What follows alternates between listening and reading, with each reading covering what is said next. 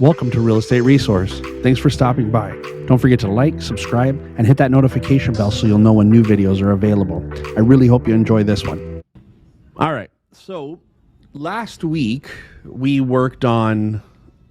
talked about contingent sales, and we went into a pretty good in-depth conversation about those contingent sales. And one aspect of the contingent sales, and not just contingent sales, the majority of residential sales, there is an element of the seller having to remain in possession of the property after the close of escrow. And so, especially with contingent sales, and that's why I'm kind of piggybacking off of last week's class, like this is kind of a semi-continuation of that, there is always going to be some kind of delay in the seller being able to move out of the property. And if everything goes 100% perfect, it's still probably going to take longer than 3 days after the close of escrow for the seller to move out. And for sure, the seller's not going to be out on the date of close of escrow, as is the default with purchase agreements. And so for both buyer's agents and seller's agents, when we're in a transaction like this, we have to be aware of that potential issue of the seller remaining in possession for sometimes an extended period of time, right? And so we talk about everything going perfect. You're probably talking at a minimum 5 days that seller on a contingent sale is going to be still in the property, right? So I have a seller that was contingent on finding a replacement property. They live in the property, obviously. The norm would be if they weren't buying another house, they weren't moving to something else, there was no upleg, we would or should be giving them 3 days after close of escrow by default, because we know that they're going to remain in possession. When we fool ourselves into believing that we write an offer where it says seller to deliver property on the date of close of escrow, or a listing agent promises you that the seller is going to be out on the date of close of escrow, we all know in our head that the chances of that happening are fairly slim.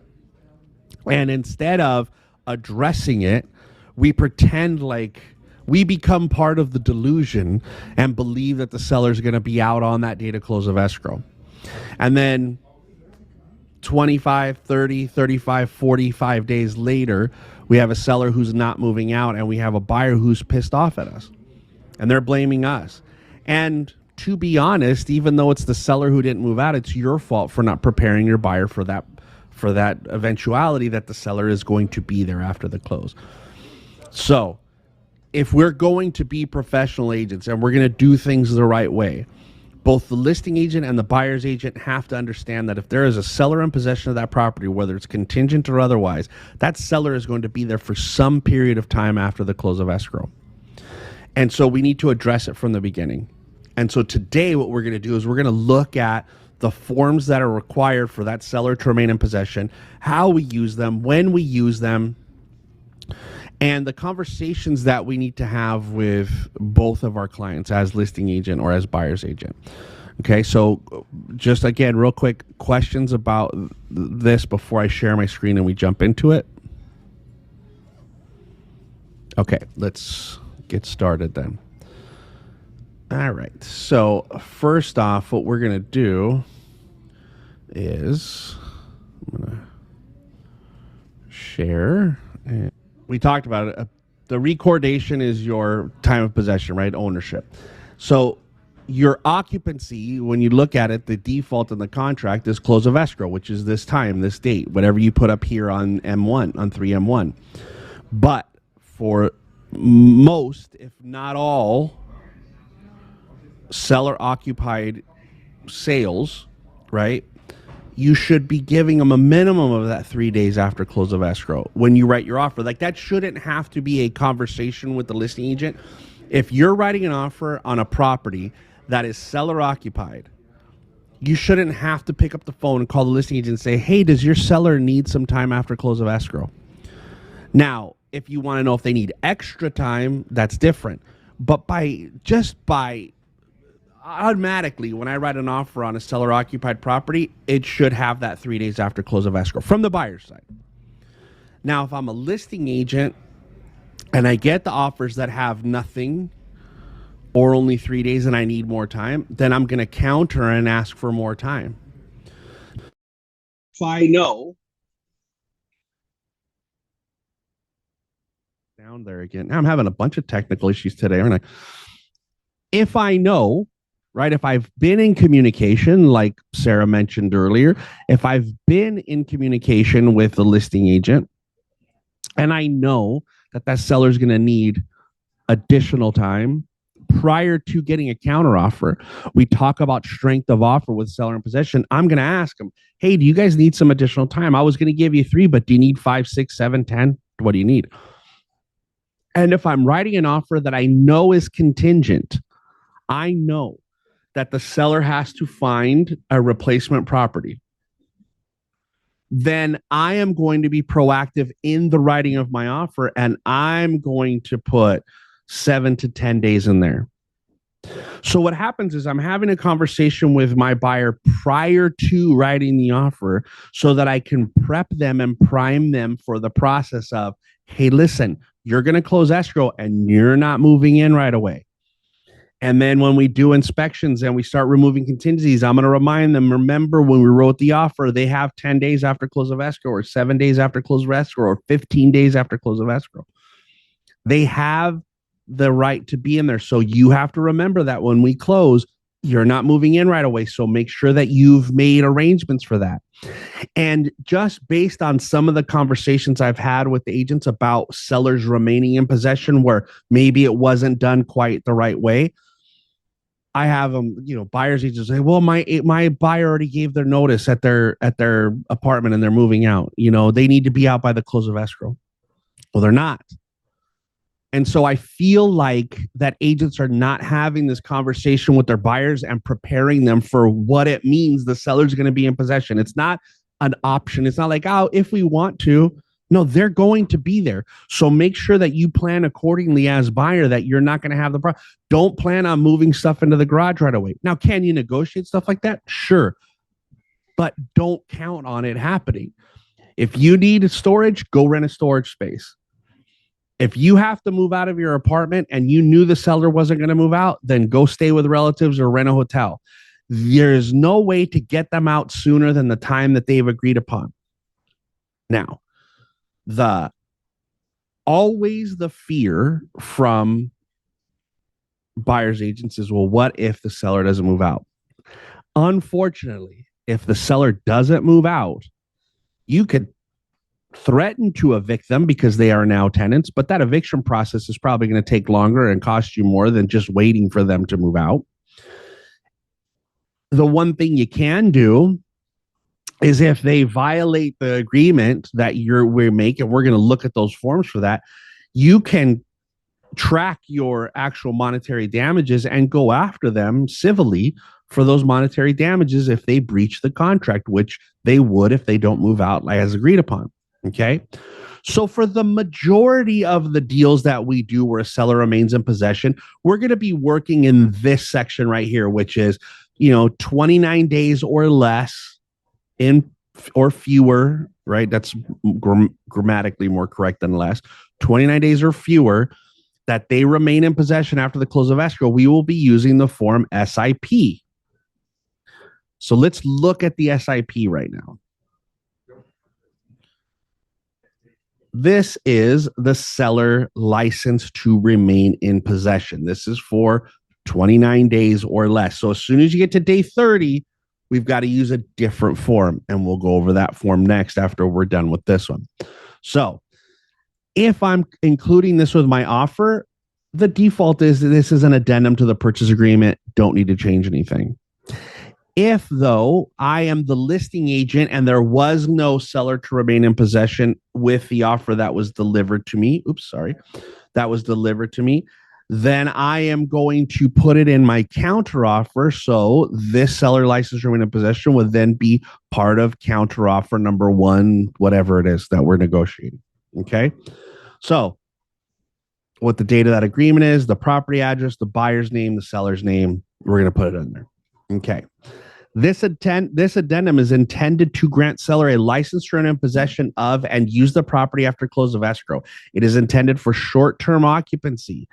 For example, 29 days or less. If occupancy is intended for 30 days or longer, parties are advised to use the residential lease after sale. Regardless of the length of time in possession, buyers are advised to consult with a qualified local landlord attorney to discuss whether the possession could be interpreted as creating landlord-tenant relationship between buyer and seller. Note, local rent control or other law regarding tenants' rights may impact buyer and seller's rights and obligations. Close of escrow shall be day 0 for the purposes of counting days for the term of this license to remain in possession.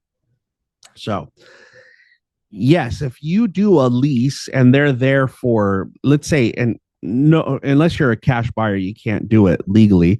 If you do 90 days or more on a residential lease after sale, which we'll go to, then they do really start to,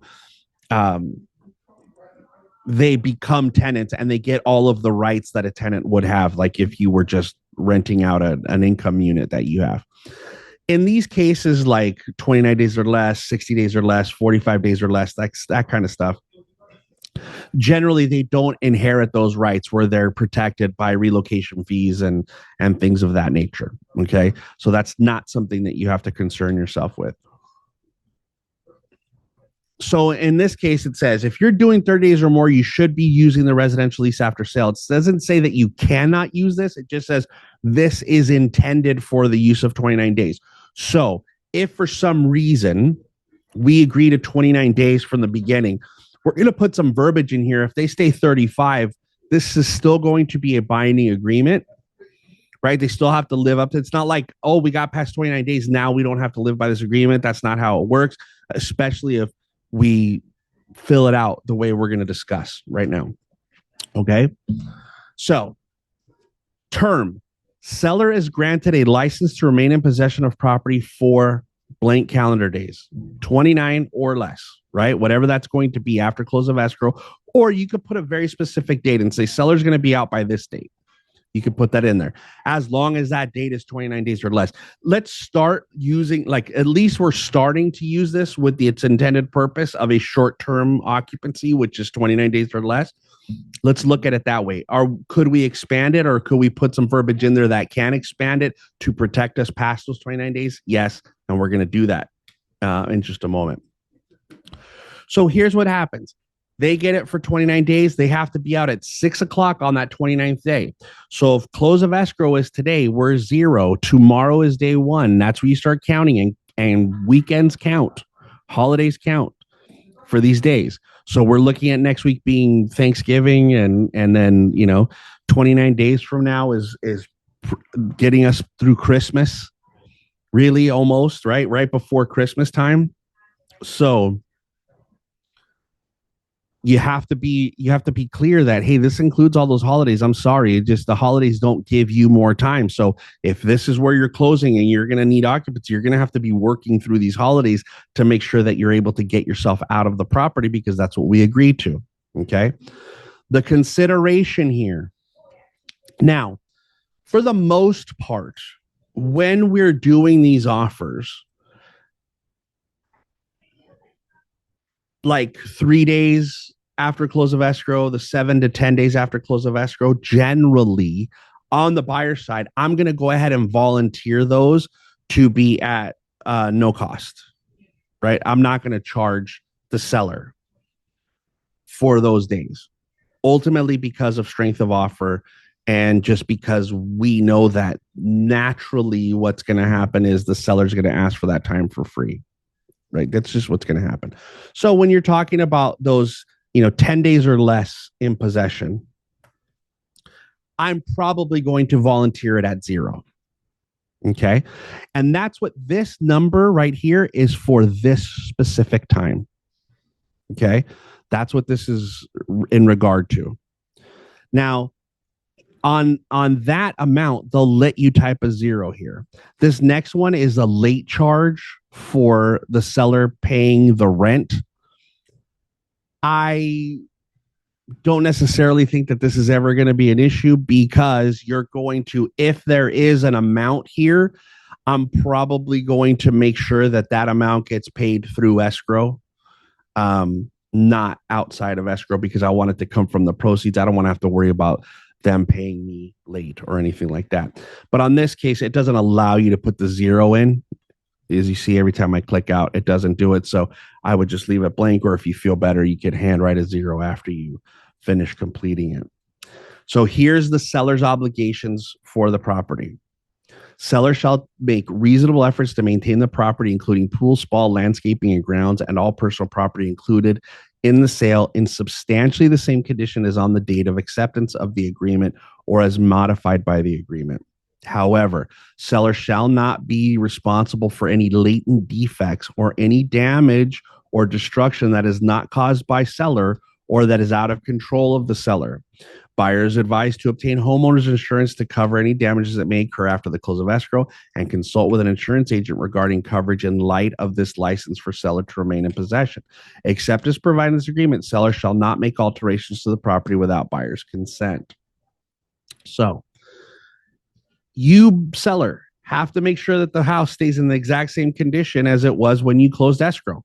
Now, I'm going to talk about it here because I see it a lot, is you as buyer's agents, you as listing agents have to stop restricting the final walkthrough to after the seller moves out. Okay? Because you're already the owner when the seller moves out. Your final walkthrough should happen while the seller is still the owner of the property. So even if I have a seller that's going to remain in possession for 30 days, 40 days, 60 days, whatever it is, 5 days prior to my close of escrow, I'm still doing my walkthrough to make sure the condition of the property is the condition of the property that we agreed upon. And that's the house we don't have to negotiate any other repairs. Now, when they move out, am I going to compare my final walkthrough to the condition of the property so I know that if, hey, they caused some damage that was their fault, do I hold them civilly responsible? 100%. So hopefully there is enough people on this that here, stop delaying your final walkthrough till after the seller moves out. Final walkthrough happens 5 days prior to close of escrow. And what I'm going to start doing is I'm going to start getting stiffer on the checking of the files and not allowing you guys to get away with not doing a walkthrough before closing, because there's too much liability in that. Because then when did it happen? Did it happen prior to close or did it happen after they were tenants? And now are they just civilly responsible, or should that have been something we could have done to delay the escrow? There's all kinds of issues that come up. So I'm just saying right now, stop delaying your final walkthrough. If you're not going to do a final walkthrough before the close of escrow, you're going to get a written waiver from your buyers that say you're the one who told them not to do the walkthrough prior to close of escrow, even though that's what the contract states. Okay. So I'm going to talk about that in this position because I see it so much. Delivery of possession. Seller shall deliver the property in the condition and on the terms provided in the agreement, meaning whatever we agreed upon in the purchase agreement is how you're going to deliver the property to me when your tenancy is up. Delivery of possession fee. In addition to the license fee specified in paragraph 2, that was the amount of money that they're going to pay for the time that they're in there. And in this case, it's zero. Seller agrees to deposit with escrow holder, or such funds shall be withheld from seller's proceeds, a delivery of possession fee in the amount of. Now that's for you to whatever your sellers and whatever your buyers feel comfortable with, and and makes it more compelling for the seller to move out on time because they don't want to be withholding this money. This fee will be released to buyer, or you're always going to check off the box held in escrow. You never want to release it to the buyer.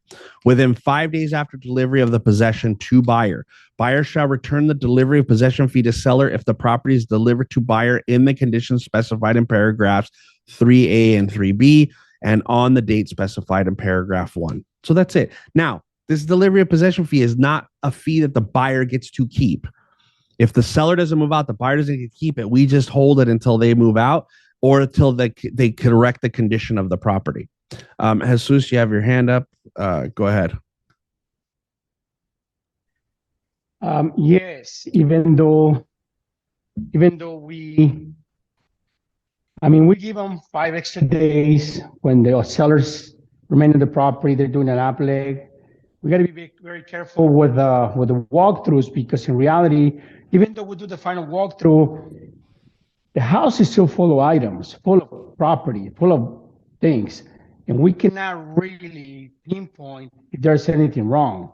So even though you do the final walkthrough and the Okay. sellers are Okay, there, but okay, please so make hold sure on a everything's second. right. But hold on a second. When you wrote your offer on a property that was Yes, owned by the seller, you wrote the yes, offer with their items in there, with their personal items in there, right? You saw it with the correct. personal items, you wrote the offer that way. When you did the home inspection, you did the home inspection with their Yes, personal items in there. Yes? yes, yes, Okay. When you negotiated repairs and they agreed to those repairs, they did those repairs with their personal items in there. yes. Correct. So when you do your final walkthrough is not to go find new stuff. Your final walkthrough is to verify the condition of the property as it was when you wrote the offer, which included their personal items, to make sure that the repairs that they agreed upon were completed, which they did with their personal items and effects in the property. So there's probably 90% of the final walkthroughs that people do, whether it's contingent sale or it isn't, are done with the seller still having some personal items in the property. Correct. So I don't care if their personal items are in there. You do your final walkthrough 5 days prior to close of escrow, verify the condition of the property as when you wrote the offer. And if you find out after they move out that there is some issues that didn't exist or they didn't tell you about, then you could go after them civilly. That's it. Period. End of story. There is Okay. no rationalization for not doing the walkthrough prior to close of escrow. Zero. Okay. No, it makes sense. It makes sense. Yes. Yeah. Yeah. We found out It's missing just stuff after the fact. what it is because I think and still and I know that you guys people still look at final walkthroughs as some kind of contingency, like, oh, well, we can cancel if they do it. No, you cannot. You are putting your deposit at risk if you don't close that escrow based on something that happens in the final walkthrough. Period. The final walkthrough is just to verify the condition. And if there is an issue, you delay the close of escrow. You delay the close of escrow, you negotiate those repairs. And if you have to close without the seller repairing those items that were not, that were outside the condition prior to, then you'd have to sue them and you'd have to take them and get civil damages for that or have them repair the issue after the fact. You do not have the right to cancel, period. End of story. Now, So, let's say the buyers are really mad because the sellers took the water filter, some items attached to the property, but they really don't want to go through the hassle of suing them. Should we sue them, or that's up to them? that's up to the buyer. If the buyer says, "I'll forget it," I'm mad that they took them, but I don't want it. I don't want them bad enough that I'm going to go after them in civil court for it. Then that's their problem. No, you're not going to sue the seller. Now, if your buyer goes after you to sue you, then maybe you want to turn around and do that. But if your buyer's not willing to sue the seller, I don't think they're going to be willing to sue you. Thank you. Yeah. Okay. So the delivery of possession fee is just there for them to say, hey, when we move out, within 5 days of us moving out, you're going to check the condition, make sure that we lived up to the terms of paragraph 2, and then you're going to release our money from us. Okay. If it's not, if for some reason they put holes in the wall and they did some stuff, then you hold on to that delivery of possession fee until you negotiate those repairs or the cost of those repairs. And then you guys can make notes to escrow and say, hey, from that delivery of possession fee, this amount to be released to the buyer, this amount to be released to the seller. You could do all that stuff in escrow after the fact.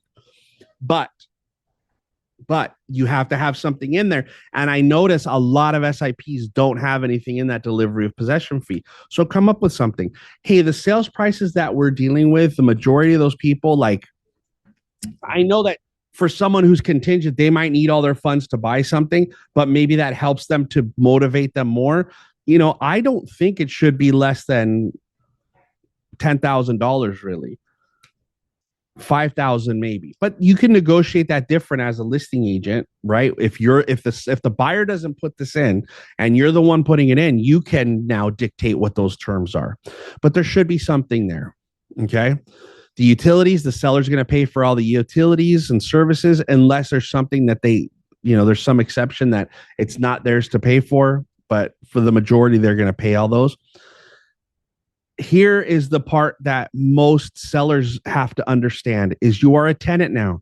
The seller shall make the property available to the buyer for purposes of entry to make necessary or agreed repairs, or to supply necessary agreed services, or to show property to prospective or actual purchasers. So you could already be selling it to somebody else. Tenants, mortgagees, lenders, appraisers, or contractors. Buyer and seller agree that 24-hour written notice or 24-hour notice, oral or written, shall be reasonable and sufficient notice. In an emergency, buyer may enter property at any time without prior notice. Buyer may not move personal property into property without prior written consent from seller.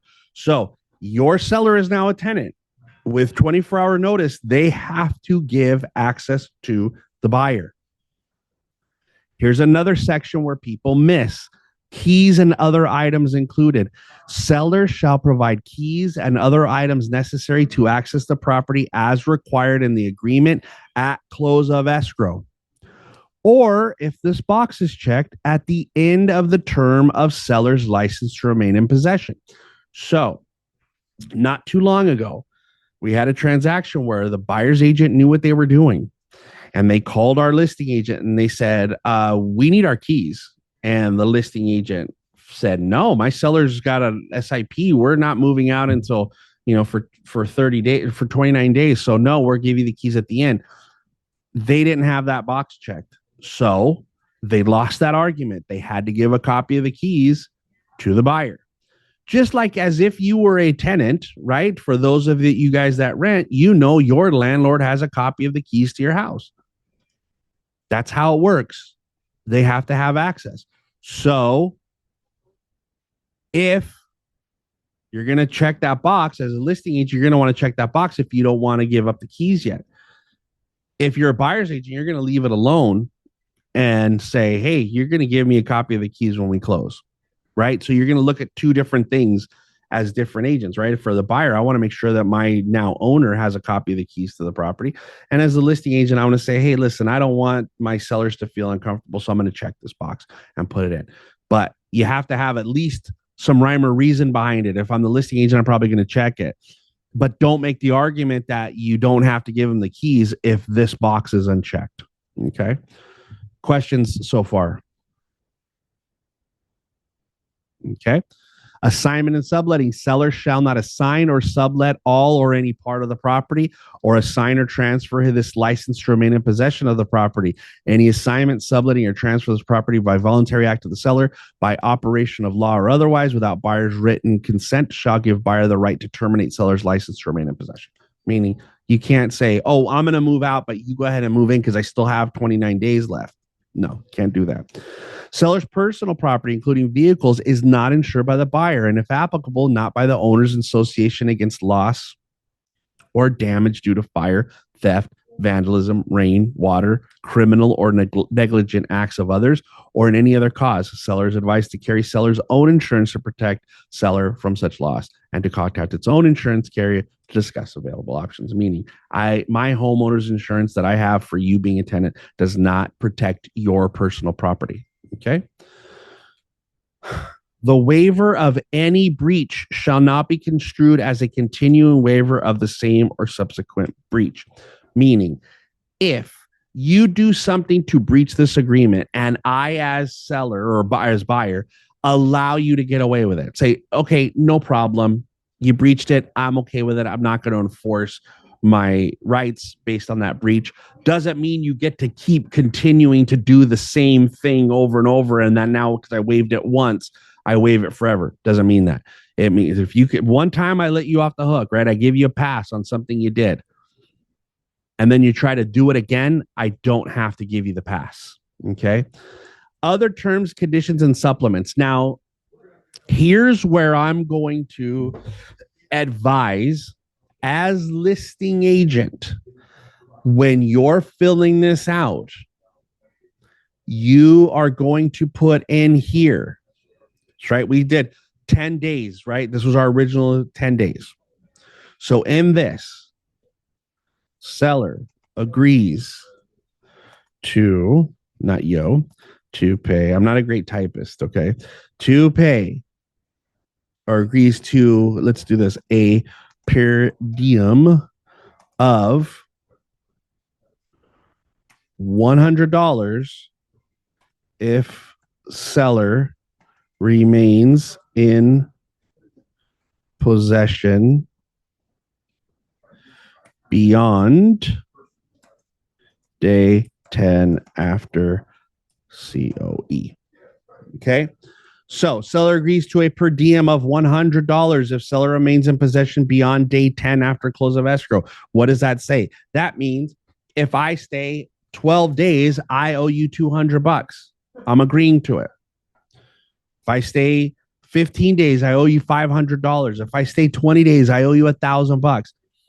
Why I say the listing agent should be the one that puts this into play is because now I've just limited damages to my seller to this amount. So if my seller has to stay for 5 additional days because something happens, they already agreed, hey, we're going to pay you $500, and the buyer says, okay, I accept that $500. That's it. I can't go after you for any damages. But if, for example, you stayed 5 days and it meant I had to get a hotel because I didn't have a place to live any longer, I had to rent a storage, I lost my deposit on my truck, whatever it is, and that totaled up to $3,500. If I could show proof those damages I incurred those damages because you stayed 5 extra days, I could be entitled to you paying me the $3,500. But because I agreed to this per diem as buyer, I'm limited to that amount. Now I saw in the chat where somebody says, well, that's not enough because rents are this. I don't care. I represent the seller, not the buyer. You want the property? This is what I'm doing.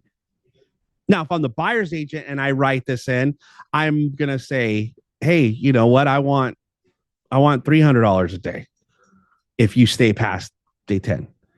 But see, what happens is the buyer's agents don't do this, and the buyer's agents don't include this because they put 0 days. They do, you're going to move out on the date of close of escrow. But if I'm the listing agent and I'm putting this in, I don't care if it covers your mortgage or not. I'm paying you that. You want the property? Agree to it. Now, am I in a seller's market right now where I get to dictate what happens if my home is priced correctly? Absolutely 100%. When our market, whenever that may be, switches to a buyer's market, I may be begging people to stay in close of escrow. I might be paying them just to write an offer on my property. But that's not what we're in right now. That's not what we're in right now. Okay. So yeah, I don't care what the buyer's mortgage is if I'm the listing agent or the seller. Doesn't matter to me. This is what I'm telling you I'm willing to do. Okay. Bertha has her hand up. Go ahead, Bertha.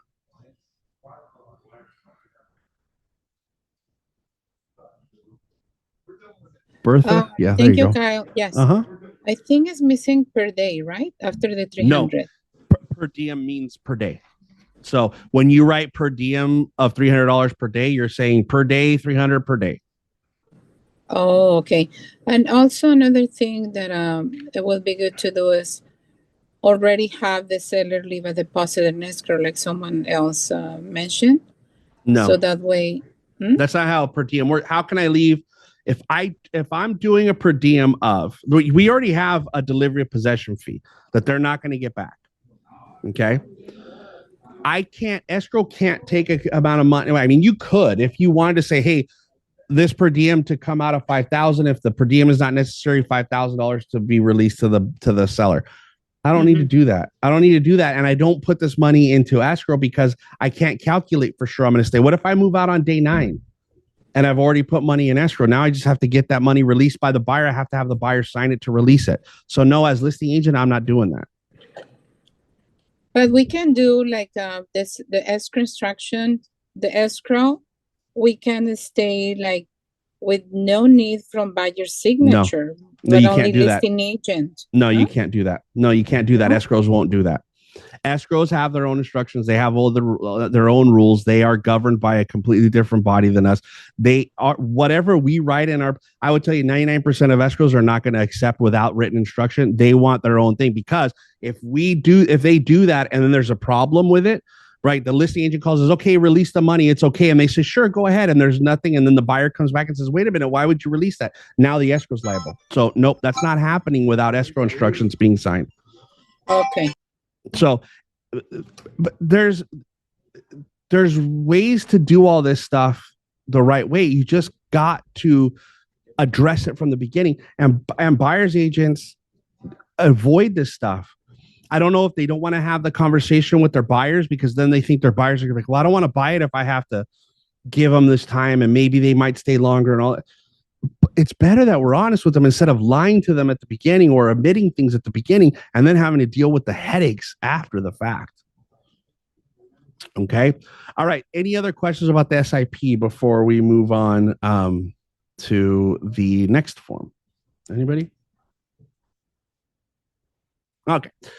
All right. So again, we looked at the RPA here where the seller was going to remain in possession. I went too far.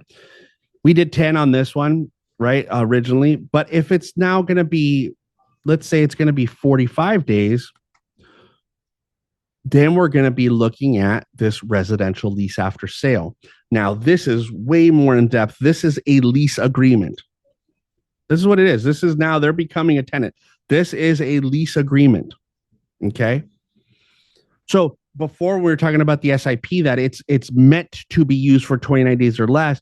Well, let's say that we give them that, we add that per diem and we go to the 29 days and we add that per diem and now it goes, 39 days and they agree to pay that per diem. The terms of that SIP are still in effect. It doesn't negate that the terms because it exceeded the 29 days. It's just set up. It's meant for that shorter term. This one is meant for the longer term. Okay. So this is a lease agreement. As you can see, seller, tenant, buyer, housing provider. It's a lease. Okay. Have entered into a purchase agreement for real property described below. Close of escrow for the purchase agreement is scheduled to occur on date, whatever the right now scheduled close of escrow is. Buyer as housing provider and seller as tenant agree as follows. Housing provider rents to tenant and tenant rents from housing provider the real property improvements described as the property address that we're writing the offer on. The premises are for the sole use as a personal residence by the following named persons only. Whoever the seller's names are going to go in there. And anybody else that's going to live there. If they have kids that live there, you got to put everybody's name on there. Any person in the premises other than those listed in the paragraph are considered guests. Guests are not permitted to stay more than 14 days without housing provider's written request. Now, minor children you don't need to put in there, but if they have adult children that live with them or family members that live with them, you got to put everybody on there. The personal property listed in the purchase agreement maintained pursuant to paragraph 11 is included.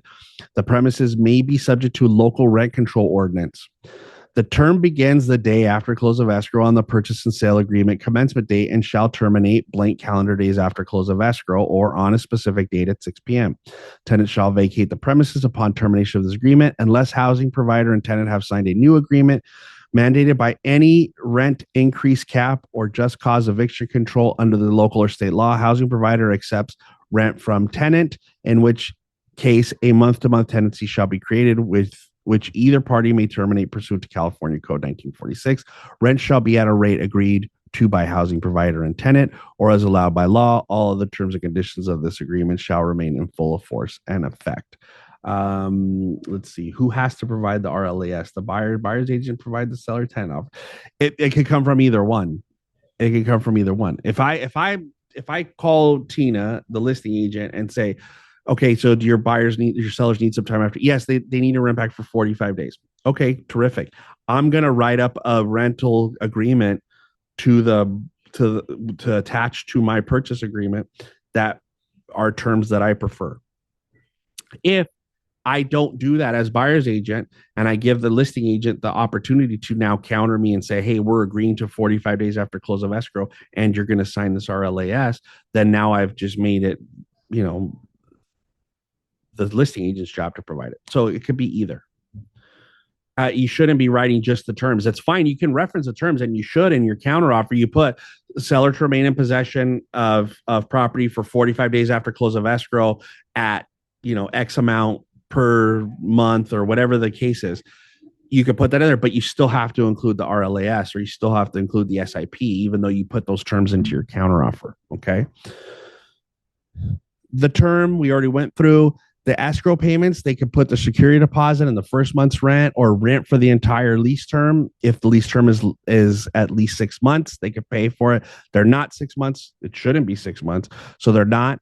But all of this stuff can go into escrow. You can even pay the rent out of escrow also. But this is when you're going to pay what you're going to pay per month, the whole bit. See, rent shall be paid by personal check, money order, cashier's check through escrow. Okay. Rent shall be delivered to. You got to put who you're paying the rent to. We're not going to go through this whole thing because this is a full-on lease agreement, but I want you guys to understand that this is what we're supposed to do after 30 days. Charlie, go ahead.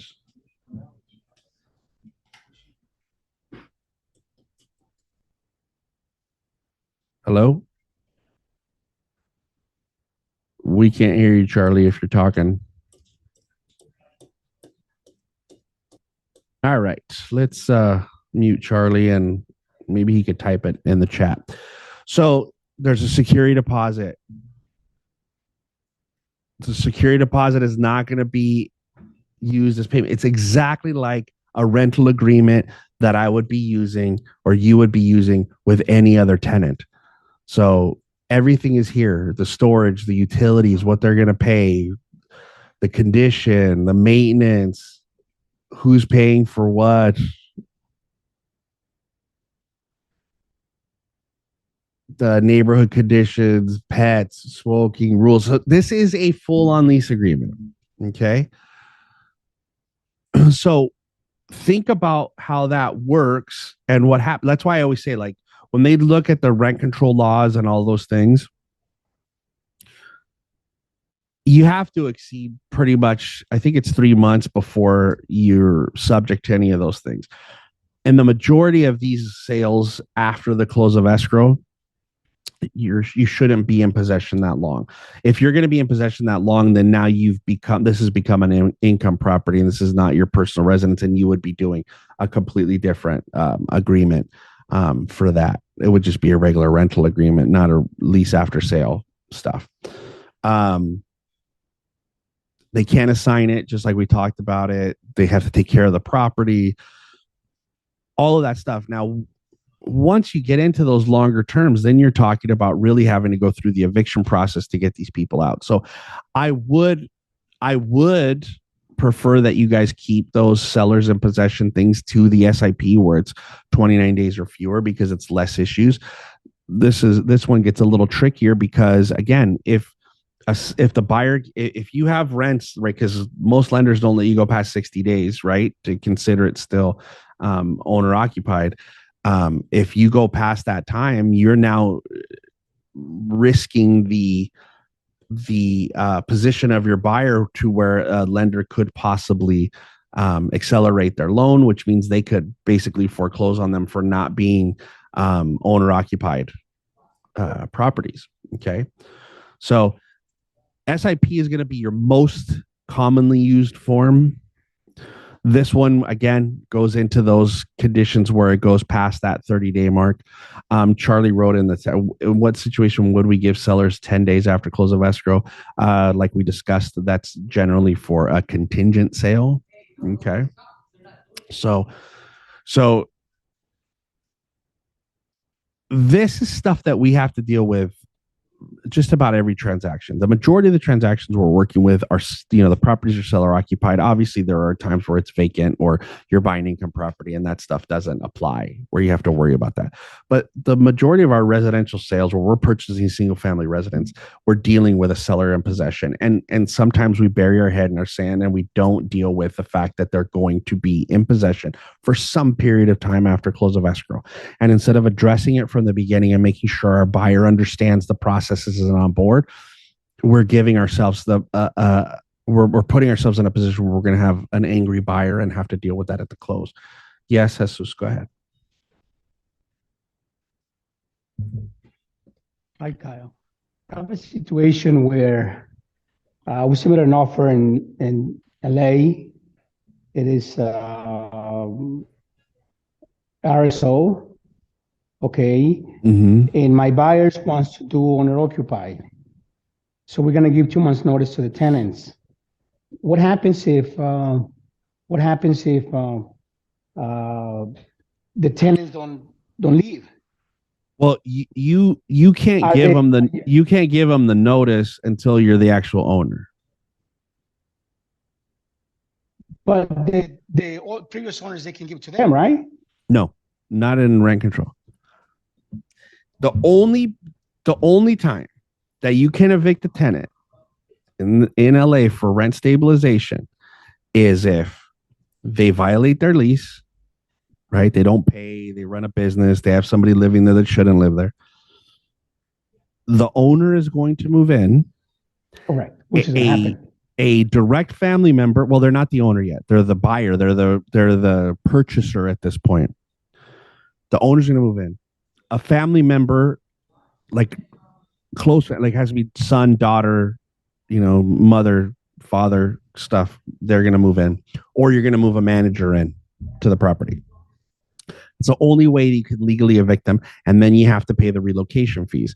And the relocation fees depend on who lives in there. If there's minors, seniors, or disabled people, then you're talking about $20,000 plus. If they're not minors, disabled, or seniors, then it's somewhere around $9,000 that you have to pay them to move out. Now, they don't have the right to not move out. If you give them that notice and those are the rules and you report it, they have to move out, but you have to pay them the money. The seller of the property can't say, oh, well, these people that I'm accepting the offer from, they're going to live in the property when they become the owners. So now here's your eviction notice. Doesn't work like that. That's not valid. So even if they say, yeah, here, 60 days, and the buyer says, the tenant says, yeah, sure, I'll take that 60-day notice, and I'll agree to that relocation fee they're going to pay me. And now 60 days comes up, right? And they don't move out, and you've already closed escrow. Now the new owner is in there, and the new owner goes, or the new owner it shows up and knocks on the door and says, hey, you're supposed to move out. And they said, nah, because the eviction that I got was delivered by the original owner was invalid. So I'm not going anywhere. And they would have every right to stay. So no, you can't do that. I have this conversation so many times. If you forget about just RSO areas, right? City of LA, Santa Monica, Culver City, the other places that are RSO.